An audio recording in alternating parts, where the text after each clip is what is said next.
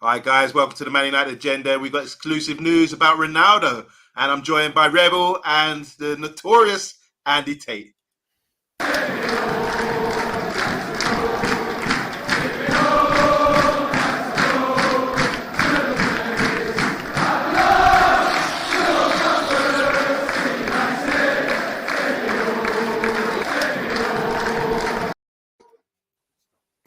Andy, do you want to start the show off with what you just told us about the birth of the old and the new? Well, today is a significant day in the eyes of Manchester United. And as Star Wars says, as one Jedi dies, another one is born, and that is Garnacho. And now we can say goodbye to Ronaldo, because that is the way it is this Sunday night. Absolute craziness. Nothing on earth like being a Man United fan, is there? That last minute winner today, then 5-6 hours later, Swift's kicking the knackers, and you brought that back down to earth, and you're short of breath, and I just can't compute this. All right, we're going to just break it down quickly. Just give you all the information, what we know so far. Just start with this. There's an interview with Ronaldo and Piers Morgan, which is going out on Wednesday or Thursday this week. And we've just got a little clip of it. And it basically goes, Piers is asking, they tried to force you out. Ronaldo replies, yes. Not only the coach, but there's 2-3 others around the club.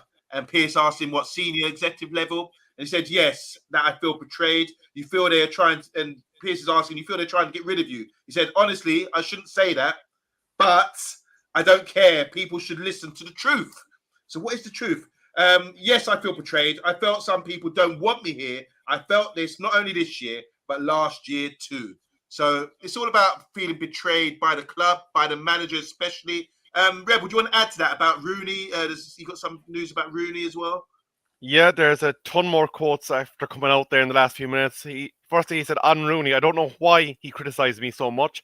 Probably because he's finished in his career and I'm still playing at the top level.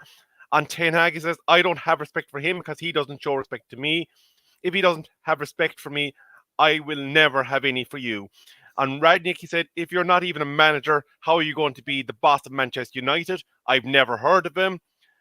On Sir Alex Ferguson, he said, since he left, I've seen no evolution in the club. Nothing has changed. Progress of Manchester United has been zero. He thinks that Manchester United fans need to know the truth about what's been going on at Manchester United. He says, as Picasso said, you have to destroy it to rebuild it. And if they start with me, for me, it's not a problem. And finally, he said, nothing has changed since he left the first time. The pool, the jacuzzi, even the gym, some of the same technology. Even the chefs, who I appreciate, lovely people. I thought I would see new technology, infrastructure. I saw things differently than what I expected.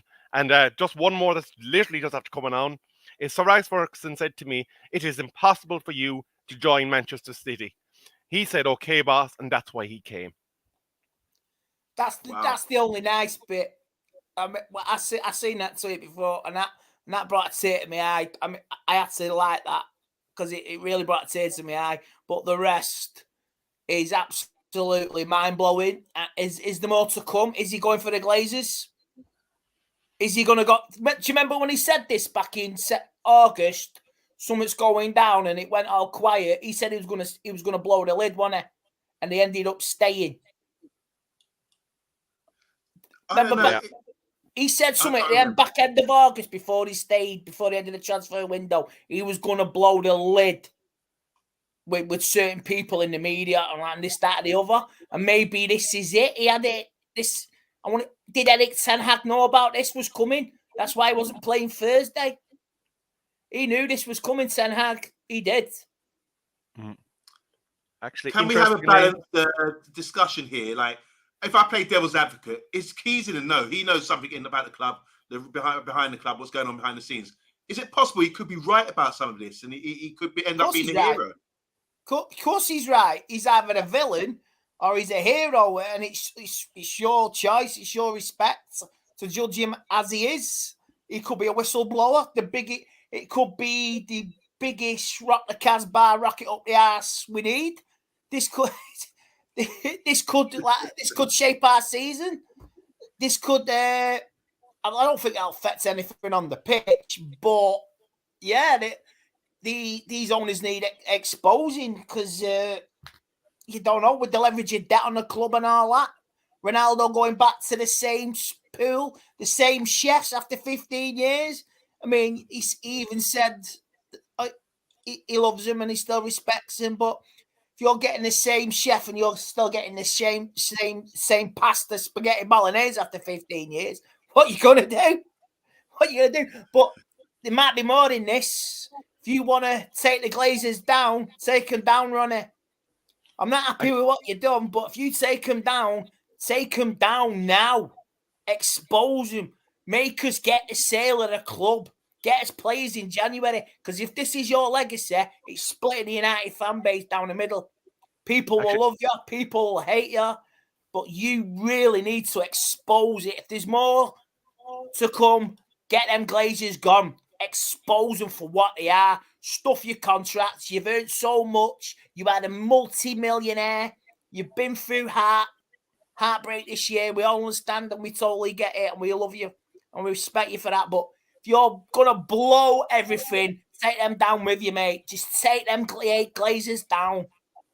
Actually, Andy, I'm going to actually come in with a quote that might actually give you something to add to your last comments there.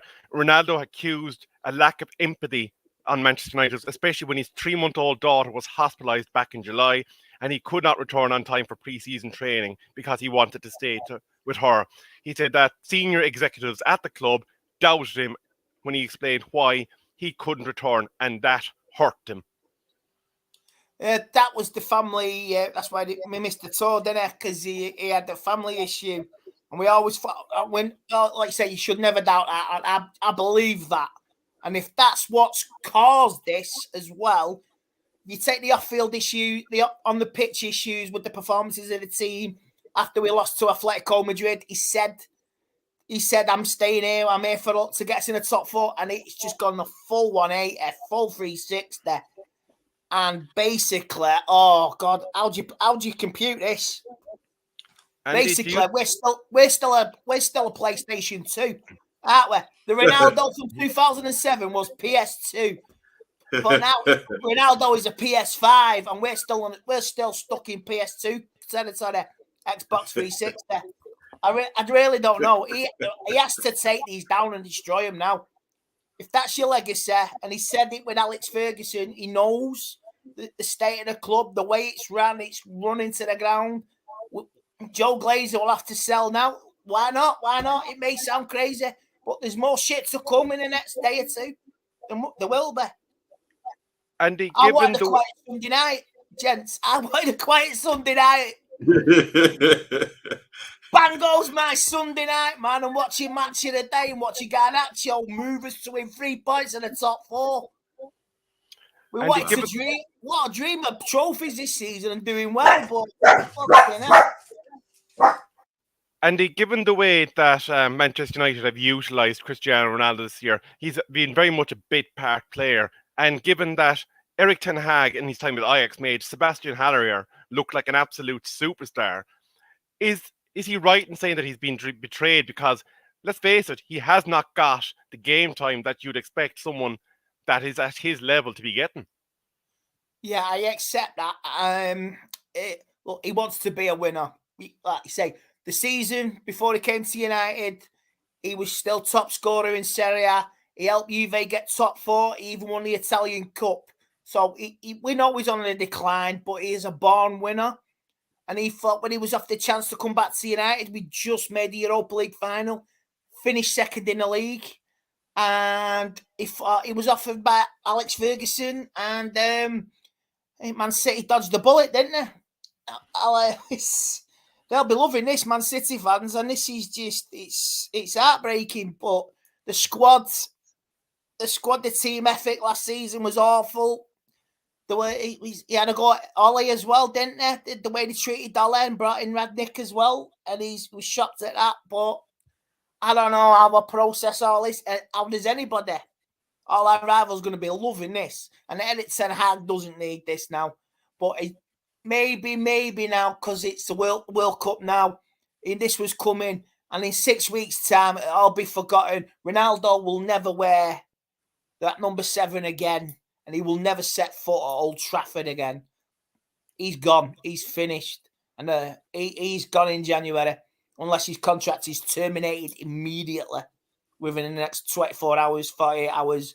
And I'm sure the club is actually consulting lawyers.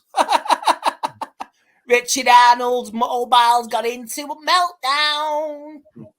Andy, he What's said that? as well. What's that? Cristiano Ronaldo apparently said as well that he's disillusioned that Manchester United could no longer sign the world's very best players, making their chances of winning trophies much harder. But do you think that he would have known that United were in a regrowth stage when he joined? Is that kind of a cop-out in a sense?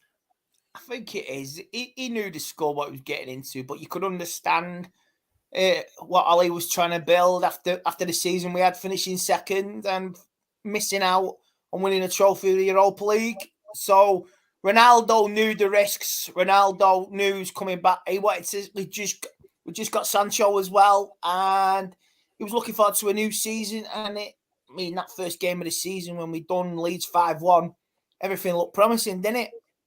And some of them players supposed to look up to you, but some of them players, backstabbers. There is backstabbers in the dressing room. It's the players as well. It's the mentality. Players believe in their own hype. It's a load of things. Season before, played in no stadiums. No fans in stadiums. Totally easy, totally quiet. Let's play football. But when the crowds come back, half of them players shit themselves. And you could see why Ronaldo got angry, got upset. And the way they threw the cop-outs. If you think about the results, 5-0 to Liverpool, everybody goes quiet. Nobody wants to face the music. Maguire didn't want to face it. Now did Luke Shaw. Losing to City, get played off the park. Didn't want to know. So it's management last season. It's the management of the club. It's the players, the attitude. Everybody was buzzing when we signed Ronaldo. I mean, it was a cop-out, absolute cop-out how we got him, Alex Ferguson. And that day against Newcastle, it was like we were all a kid again, wasn't it? Absolutely, Andy. And I suppose when you think about, going back to the days leading up to the signature of Cristiano Ronaldo, when it became apparent that a deal for him to leave Juventus was possible, there was many clubs sniffing around him.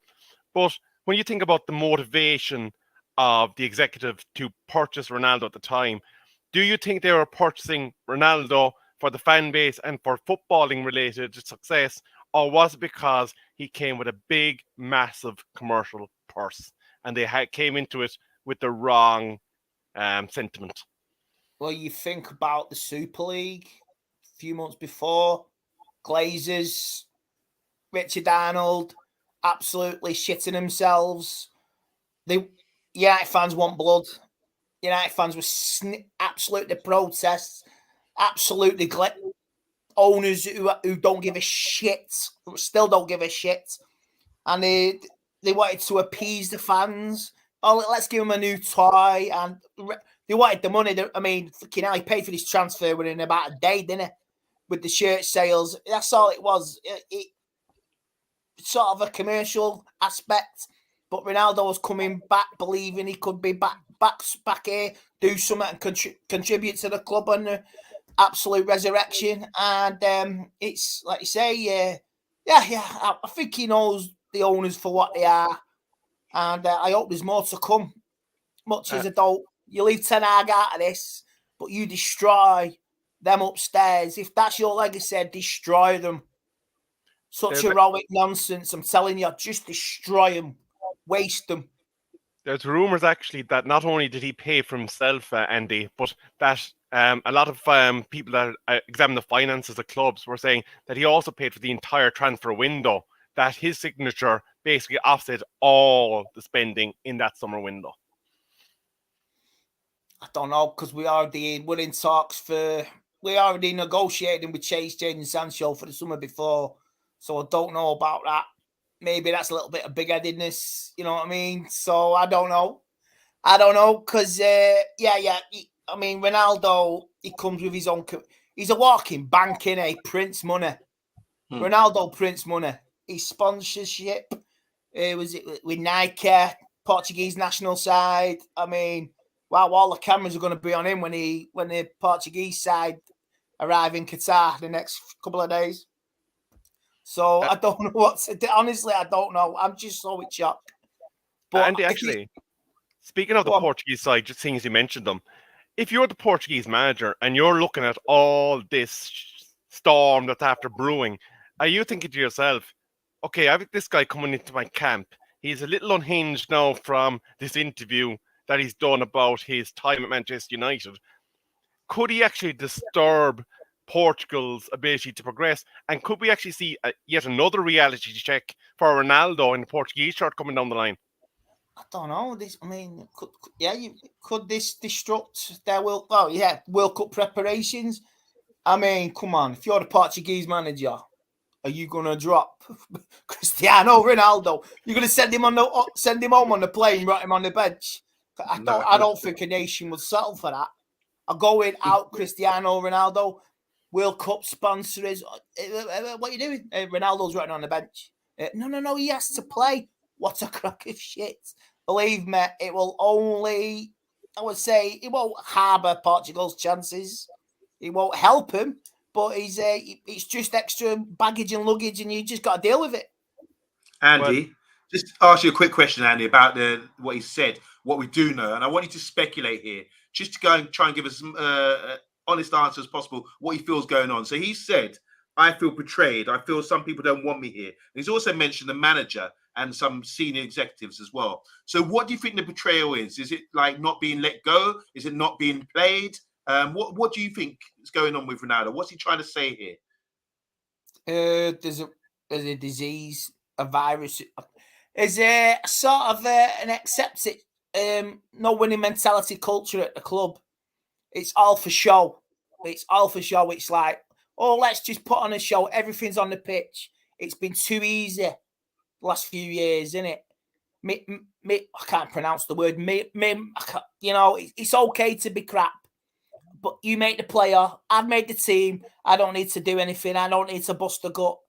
And it's all it's off the commercial side. You don't dispute it. It's a money making machine, but. Even Ed Woodward said this over the years, hasn't it? Doesn't matter what we do on the pitch as long as we're doing it off the pitch. It's bullshit. So Andy, would you play him in the side right now with our best 11, everyone fit? Would you play him? Do you think it's a case that he wants to be played in the side? He's been promised a place in the side, possibly. Is that the betrayal? Maybe some of that, but he's not doing anything, has he? He's not doing anything at all.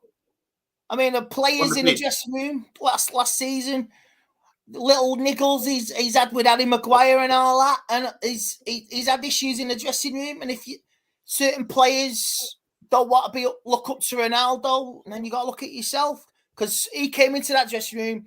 Players were like nice and easy, nice and comfortable. You know what I mean? I can play for United. It's okay to finish top 4. It's okay to finish second. Now, if you look, we were top of the league that season as well, weren't we? Like going into 2021, we were top of the league. And it's like, we just beat Fulham, we're top of the league. Oh, it's okay. So what? We're top of the league. Nah, bullshit. It's a mentality. Mentality that some of them players as well, two-faced. When a winner comes in, I'm talking from the aspects of Ronaldo's winning mentality, comes into the dressing room. Some players were not happy with that and not easy with that, and they don't want it. You know what I mean? He's shown up that dressing room for what it was last season. And that's why they chickened out every game. We got smashed. They never faced the consequences. There was no accountability. And Maguire, so what do you think about losing to Liverpool? Remember his interview? What you call it? Oh, yeah, I'm here because I have to be. You know what I mean? Absolute sucked, and he's got a face like thunder. Luke Shaw don't want to face the cameras. Don't want to face the slack, and that's what it was that last season. Nobody was accountable, and you could see why Ronaldo. You know what I mean? Like, what the fuck? We lost to Brighton. Ronaldo's like, what the fuck is going on? Sorry for swearing, but what's going on here? You know what I mean? Losing City, this, that, the other. Not playing in chicken. He walked out on a derby last season as well, didn't he? He went home to Portugal, had the nickel. Or is that real? I don't know. He didn't play the derby this season either. And Ten Hag said I didn't want to disrespect him. So I don't know. But look, everyone's entitled to have a feeling of being neglected and all that. But it's just so disappointing, and this could have been managed and avoided so much better.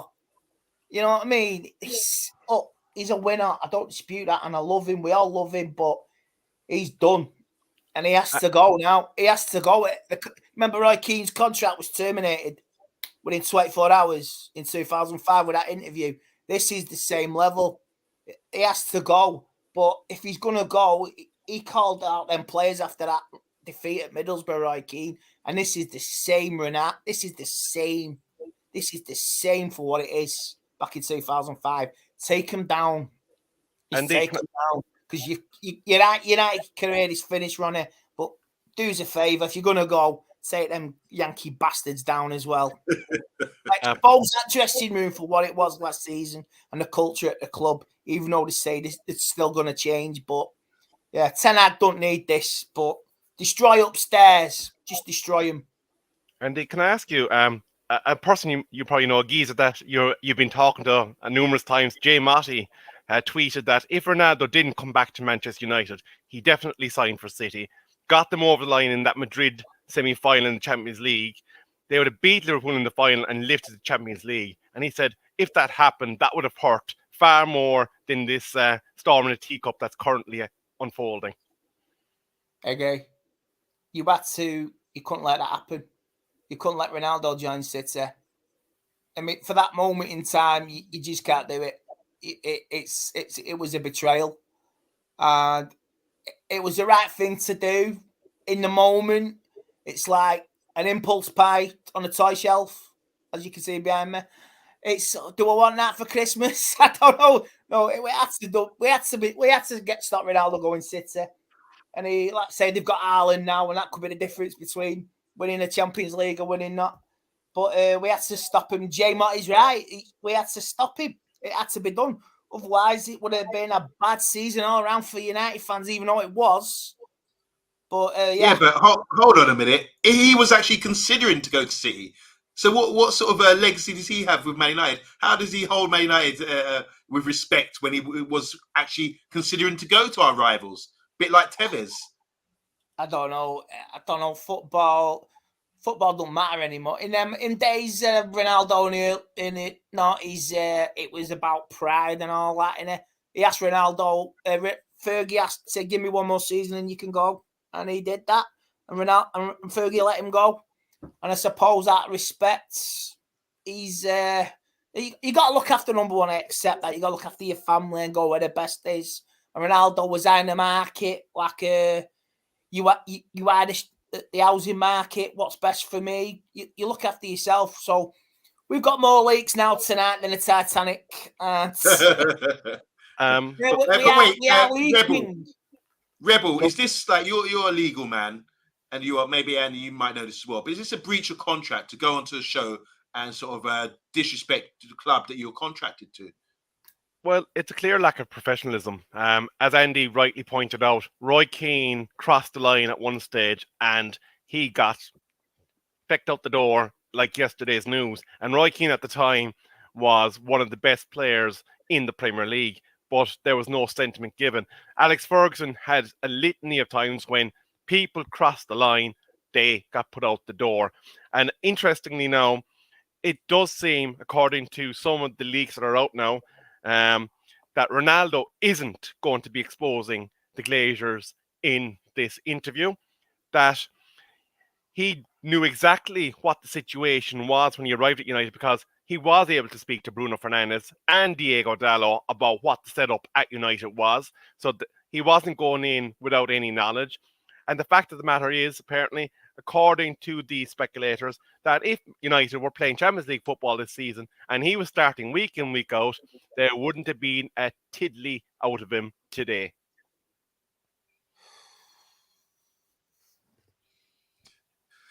It's a lot of information to take in.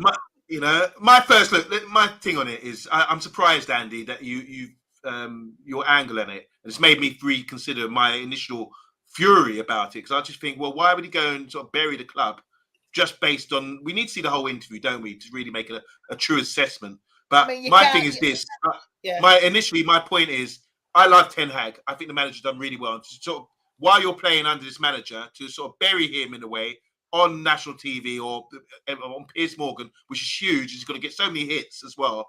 It's going to disrespect our manager that we are really enjoying. As with today, we're playing with a side where a youngster comes on, scores a brilliant goal. We get the 3 points. We can sit back. We're going to Cadets now on a training camp, and we want people to get behind the manager. He's just burying the manager. And I just think he's being selfish. You don't bury the manager like that. Do that in private, not in public. And when you say public, he could have been saying something, that mask their mouths. He's gone on TV, but God damn it, and said it live, about the manager. And these quotes have come out. So I'm disappointed about that. And I just say to Ronaldo, you haven't been playing well enough. That is very bad. Because you ain't been playing, and you're not good enough anymore. The manager don't rate you. I know, and he shouldn't have done that, because, like you say, Ronaldo fell out with his manager at Juventus, didn't he? He did. What's the story? Before he left, did he? Yeah, before he fell out with the manager before he left as well. So the new manager coming in, just sanction, get him gone, and that's what it's done. But there's no need. We're doing so well in the league. You know what I mean? Ten Hag don't need this. Just Ten Hag and some of the players tonight. I said there'd be a few WhatsApp messages going out tonight between the players, won't there? Absolute fucking meltdown in the Man United WhatsApp group. I love to be in that. Laughing emojis. Harry Maguire, fat fuck, he's gone. I can save my career. And then it's like, hang on, Harry, you was the main cause of this in the dressing room last season, you two-faced twat. You know what I mean? So there's people in the dressing room are responsible for this as well. This is on Ronaldo, yes, but there's some two-faced twats in that dressing room, and there's some two-faced twats upstairs in the boardroom as well. You got to remember that two-faced bastards last season who wouldn't even fucking hold their hand up and say, it's our fault. Just run away. That's what two-faced. It's what the world is now. Everyone's all for themselves. I get that. Even I'm for myself and my family. You got to do what's best for yourself. But two-faced bastards in the dressing room, that's what it is. And two-faced bastards upstairs. I'm sorry for swearing again, but it's emotion. It's post 9 o'clock. Don't worry about it. 9 o'clock. You should have seen my reaction when Garnacho scored the winner, man. Oh yeah, fucking go watch it on the paddock. Andy, can I ask you a question, actually? Paulo Di Canio is after weighing in on this situation now. So we're going to have every dog and his mother going to be making speculation and commentary on this. Every dog and his mother. But every dog and his goldfish. Every dog and his goldfish will have a say. He's saying it's a very distasteful and pathetic to use his family problems to attack the club. So he's having a go at Ronaldo for bringing his family. Paulo Di Canio. He's a third-rate fucking ref pushing wanker. Fuck off. Fuck off. Who remember everybody what he did in the Italian derby all them years ago with his hand gesture? Fuck off. Two-faced. Fucking two-faced. Rebel. Telling you. We're after losing on Monday, but sorry, I was getting so excited there I knocked myself out. I thought you'd sent Roy Keane after Ronaldo to break his legs. But Andy, as far as you're concerned, should the club terminate his contract with immediate and ruthless effect? Yes, but these two-faced bastards upstairs will take that money and keep it for themselves as dividends. So that's fucking what he's exposing as well. So this terminate his contract, his wages, give it Ten Hag, you put it to a good use and help our season. If this is Ronaldo's final gesture, his contract, his wages will free up time to get as a player. If we're in a good position, we can achieve something this season. Give him the tools in January. Get a player. There's going to be a star at the World Cup. You know it. And we're fourth. And look at what we've achieved in a few weeks. Look, we're third off the top. The Carabao Cup is doable. Premier League teams are dropping like flies. West Ham, Moyes out. Arsenal, Chelsea, Spurs out. City, Liverpool, another one's going down. There's Newcastle still in it as well, but it can be a good season. You can still have good vibes. FA Cup, League Cup, top 3, top 4. Why not? Oh God. This is why we're so short. This is why he is exposing what we need. My thing is this. He's Portuguese. I think Bruno's might be close with him. Certainly Anthony seems to love him. Garnacho seems to adore him as well. So by sort of saying this negative stuff about the manager, he could leave, and these players are left with the manager that their friend or their colleague, Portuguese colleague or Portuguese speaking guy, doesn't like anymore. So I just find that wrong. You don't bury the manager like that, because now all these players like Bruno, Anthony, Garnacho, all these guys that seem close to Ronaldo are going to be saying, well, I'm influenced by you. I'm going to think the same thing too, and I'm going to disrespect the manager. I don't like that. And I also think the manager's fair to treat everyone on merit. And I think he's done that this season. As you know, I'm a Harry Maguire fan. I think Harry Maguire is a good player. But if the manager doesn't and puts him on the bench, fair enough. He's being consistent with it. You're not performing well, you hold the bench, or you don't play. And I think the same applies to Ronaldo as well. So I think I think Ronaldo has been treated differently. Oh, you know that story about Lee Sharp when he said when Cantona done the Kung Fu kick and Alex Ferguson had to go at everyone else and they said, Eric, you shouldn't do that, son. You know, that kind of thing. That's a different style of management. I think Ten Hag's been consistent, and the guy doesn't like it. He doesn't want to be treated badly for his bad performances. Can I just add there, actually, and I'm looking for both your opinions on this. Manchester United are not going to comment on Cristiano Ronaldo's interview. They do not believe that he should get centre stage following his outburst. Further to Ronaldo's comments on Wayne Rooney, saying, I'm not going to say I'm looking better than him, but I am. It's true. And he essentially, apparently, the biggest betrayal that United fans seem to be pointing out is, even though he spoke some home truths, he'd done it with Piers bleeding Morgan and the bleeding son. And that is what is hurting most people. With a bit of luck, this will rebound on Piers Morgan and Arsenal will drop like a fucking stone. Piers Morgan is irrelevant. For a gobshite who totally mouthed off during COVID, who went done this, that, and the other, telling us how to run our lives and telling what to do while you swan off to the fucking Caribbean. Fuck you, Piers Morgan. Typical Arsenal fan. Fuck off. You show shit. Oh, God. That's true. That is very true. I respect those comments there, man. But yeah, there's not enough comments coming in. We can't, just to get a feel here, Tyrone Williams is saying Cristiano Ronaldo is a disgrace. Should have only spoken to about the Glazers. Speaking about our new managers angered me. Yeah, that's how I feel about it as well. I agree. He should have called them out. He should have called the Glazers out. Really, if you're gonna go tear the place apart, man, throw an hand grenade, throw it over your arm, and walk out the door with a swagger. Like the Joker. Like the Joker, yeah. Even a Joker, have some fucking style. Like that, pull the trigger, press it. That. You know what? People are enjoying you. Batman. After 10 p.m., Andy Tate is on fire. He doesn't give a damn. He's going to say it as it is, yeah? So you're lucky to be here, guys, to tune into this, because Andy ain't holding back tonight. Super Nick is wondering what all the content is about. Context is around this, because it ain't looking good at all. So, yeah, we want answers, but we can only speculate at the moment, Super Nick. I think Andy sort of ran through it. But, yeah, I'm in two minds. I think he's trying to look for a way out.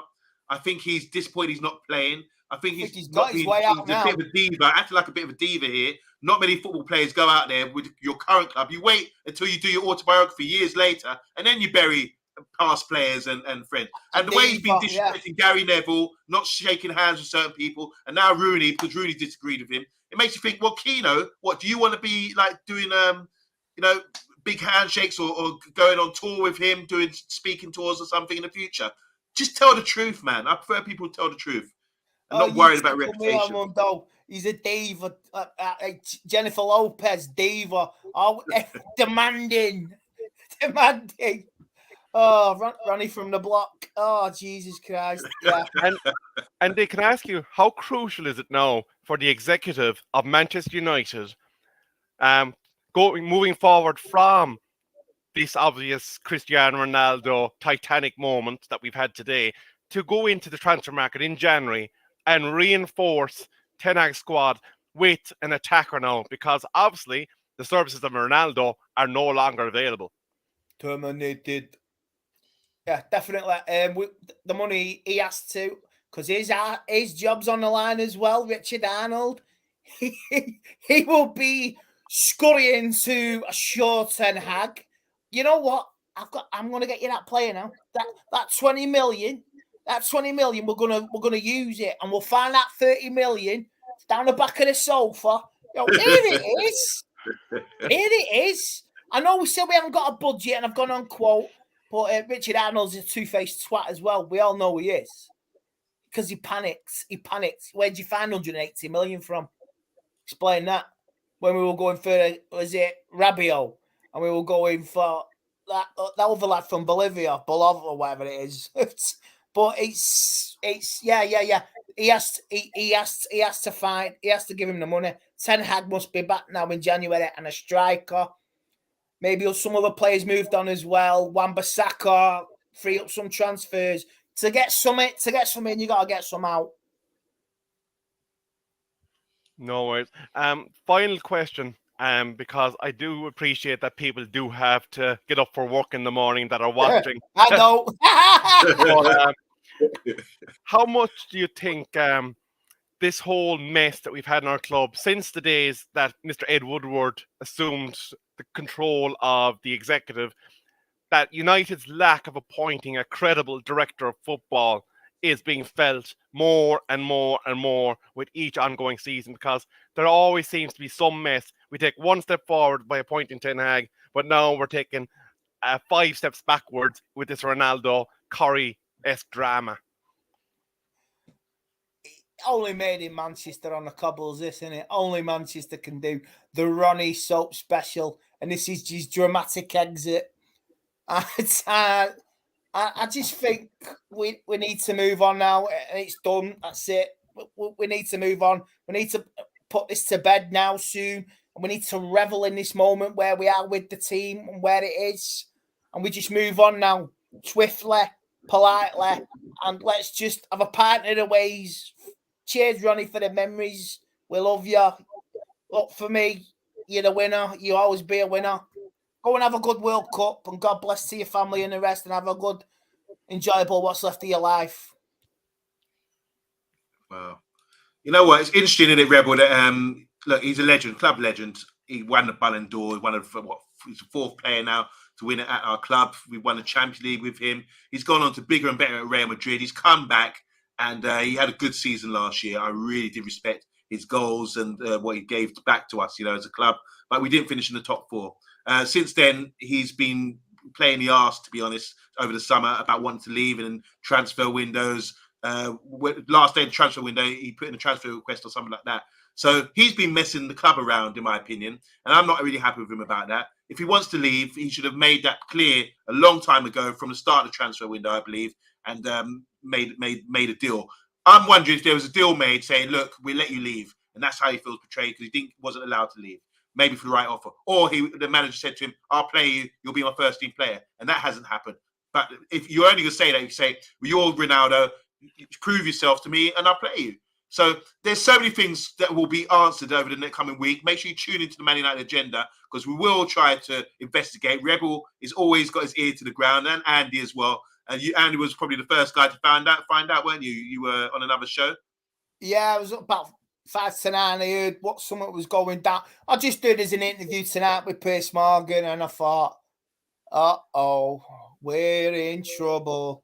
As the song goes, Ronnie's opened his gob band, he's burst our bubble. Yeah. So, yeah. But one thing, Lamundo, it works both ways. The club as well. The people upstairs. We all know what they're like, and they'll never change.